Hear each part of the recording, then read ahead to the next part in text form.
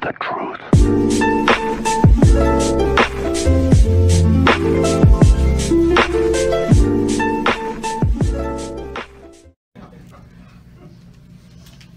Do you and there's some people out there saying this might be disrespectful to the Suns. I know I saw you talking to Jay Trill on the postgame. Were you worried at all about that? How it would come off to the opposing team? I have to coach my team. I told Jay afterwards. I said that people may make a big deal of it, and had nothing to do with being disrespectful. It had to do with me trying to reach my team. I have not reached them for the last month.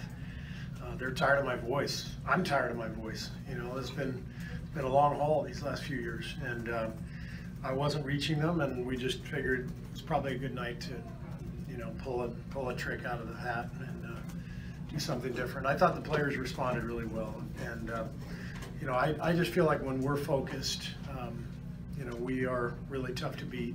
And tonight we were focused, and I think just having to count on each other and not hearing my voice, which sort of sounds like Charlie Brown's teacher or parents or whoever's voice that is at this point, that's what I sound like to them. So they needed a different voice. Noticed that during the timeouts you were having your players coach. Was it something you prepared, you wanted them to do, you told them was going to happen, or was that the spur of the moment decision to turn it over to your guys? I told them the other night after the last game that we were going to do it.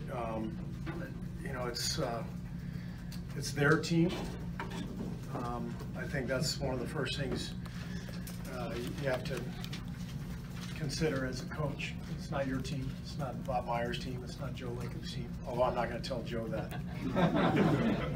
It's the players' team. It's their team, and they have to take ownership of it. And as coaches, our job is to nudge them in the right direction, guide them.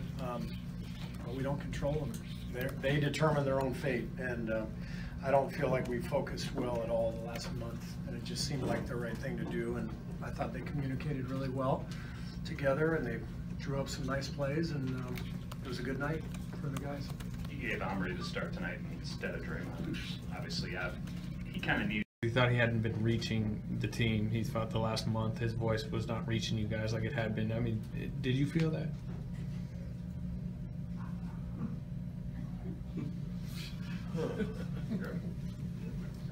Hadn't been reaching us. Well, I mean, this is we've talked about it a little bit just around the fourth year around, and trying to stay locked in mentally and physically, and just be aware of our intensity level as we go through the season.